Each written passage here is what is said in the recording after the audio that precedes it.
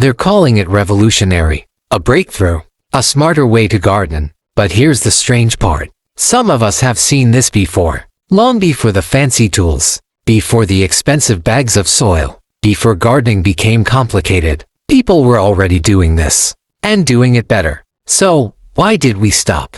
When simple was enough. There was a time when gardening didn't feel overwhelming. You didn't need 10 different products. You didn't need to fix your soil every weekend. You planted, you watered, and then you waited. Not anxiously, not constantly checking, just trusting that something was happening beneath the surface. Backyards weren't perfect, but they were alive. The soil was darker, softer, full of quiet life you didn't have to manage. Tomatoes tasted richer, beans climbed higher, and even when things didn't grow perfectly, it never felt like failure, because no one expected control, only participation. People worked with nature, not against it. They didn't rush to correct every yellow leaf. They didn't panic over every bug. They observed, adjusted, then stepped back, and somehow, everything found its balance. Not because people had more knowledge, but because they had more patience. They understood something we've slowly forgotten. That growth doesn't come from constant interference.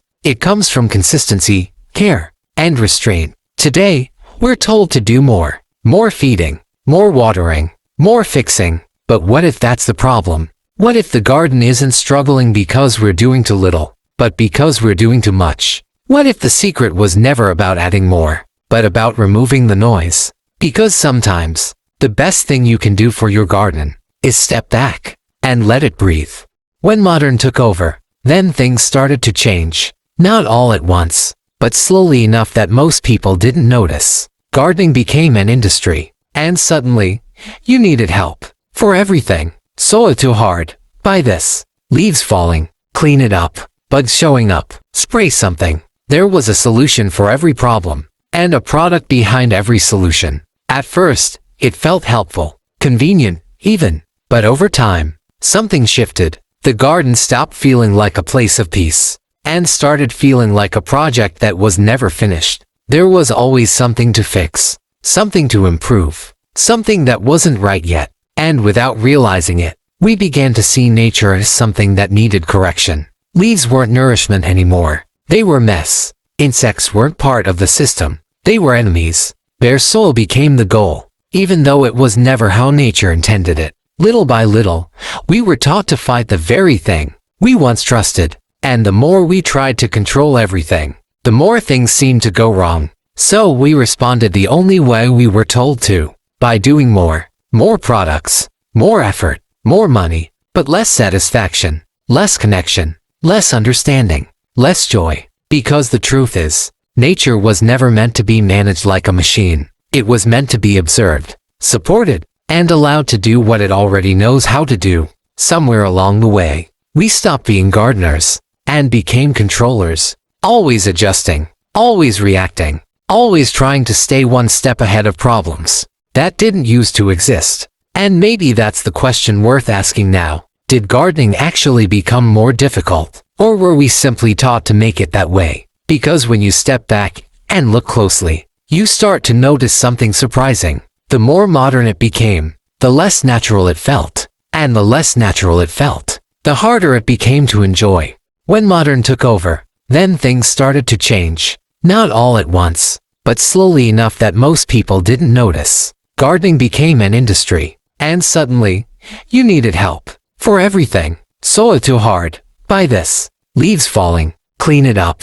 Bugs showing up, spray something. There was a solution for every problem, and a product behind every solution. At first, it felt helpful, convenient, even. But over time, something shifted. The garden stopped feeling like a place of peace, and started feeling like a project that was never finished. There was always something to fix, something to improve, something that wasn't right yet. And without realizing it, we began to see nature as something that needed correction. Leaves weren't nourishment anymore. They were mess. Insects weren't part of the system. They were enemies. Bare soil became the goal, even though it was never how nature intended it. Little by little, we were taught to fight the very thing we once trusted. And the more we tried to control everything, the more things seemed to go wrong. So we responded the only way we were told to, by doing more, more products, more effort, more money, but less satisfaction, less connection, less understanding, less joy. Because the truth is, nature was never meant to be managed like a machine. It was meant to be observed, supported, and allowed to do what it already knows how to do.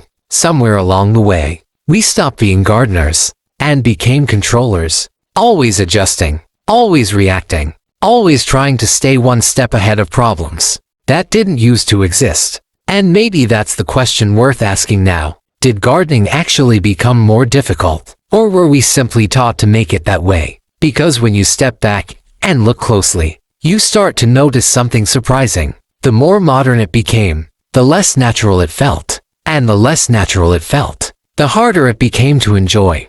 What our parents and grandparents knew, they didn't have a name for it. No method, no labels, no step-by-step systems to follow. They just knew. Not from books, but from seasons of doing it, again and again. They knew not to leave soil exposed. Bare ground wasn't something to aim for. It was something to protect. So they covered it with leaves, with grass clippings, with whatever nature had already provided. They let plants rest when needed. Not every space had to be used. Not every season had to produce. Because they understood something we often forget, that rest is part of growth. They didn't panic at every bug or every weed. They looked closer. Some insects stayed, some were removed, but nothing triggered fear. Because they knew the garden wasn't meant to be perfect, just balanced. Leaves fell and stayed, not as waste, but as a quiet return to the soil. Kitchen scraps weren't thrown away. They went back to the ground. Peels,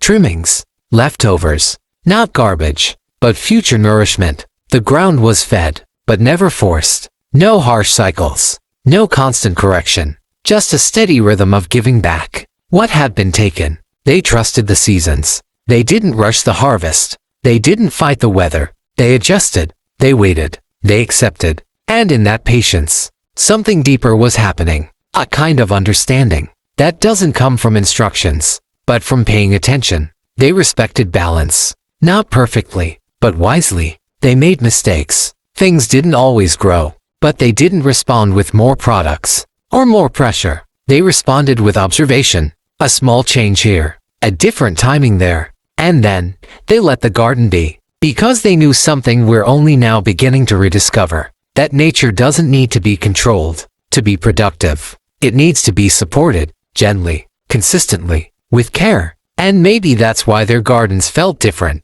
not just in how they looked, but in how they felt, calmer, softer, more alive. Because they weren't trying to outsmart nature. They were simply learning how to live with it.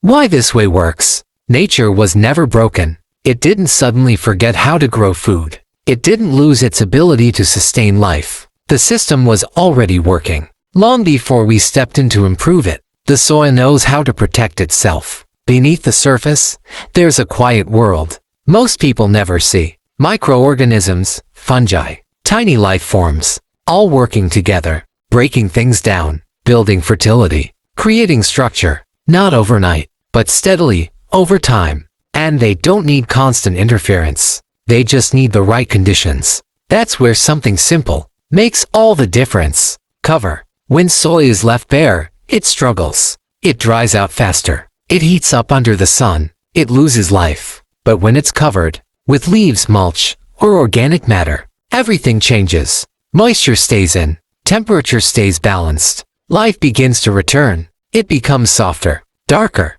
easier to work with. And suddenly, you're not fighting the soil anymore. You're working with it. Because when you step back, just enough, things start to come back to life. Not instantly, but noticeably. Plants grow stronger. Roots go deeper. Water stays longer in the ground. You find yourself watering less, but seeing better results. Problems don't disappear, but they don't take over either. Fewer pests, fewer diseases, less stress. Because balance is slowly being restored. And the most surprising part, it doesn't require more effort. It requires less, but done differently. Less digging, less reacting, less trying to control every outcome, and more observing, more patience, more trust. It's not magic. There's no secret formula, no hidden trick. It's simply alignment, working with the way nature already functions. instead of constantly pushing against it. And once you experience that shift, it changes how you see everything.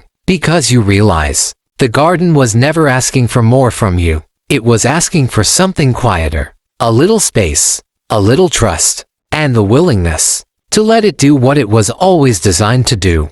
How to start without overwhelm. You don't need to change everything today. In fact, that's where most people go wrong. They try to fix everything at once and end up doing too much, too quickly. But this way of gardening was never meant to feel overwhelming. So start small. Leave a few leaves where they fall. Not all, just some. Skip turning the soil this season and see what happens. Cover bare ground with what you already have. Dry grass, kitchen scraps, simple things, nothing fancy. Then, pause. Observe more. Do less. Pay attention to what changes. Is the soil staying moist longer? Are plants looking a little stronger? Let the garden speak before you respond, because it will. And over time, you'll begin to notice patterns. What works, what doesn't, not based on what you were told, but based on what you've seen. And that kind of understanding lasts longer than any product ever could. So don't rush it.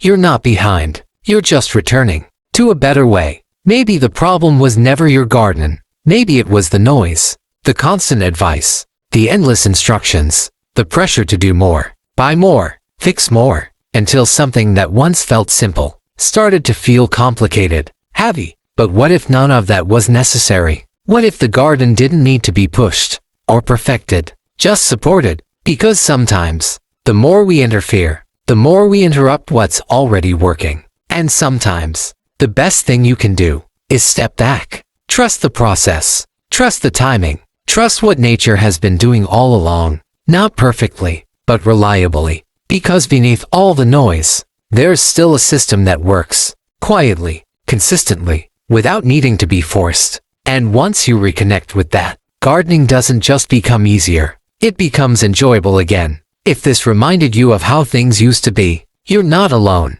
More and more people are starting to feel it. That pull back to something simpler, something that makes sense. Because sometimes, the best new ideas aren't new at all. They're just the ones we forgot. So if you enjoy this kind of quiet, practical wisdom, subscribe to Evergreen Seniors, where we bring back the kind of knowledge that still works today.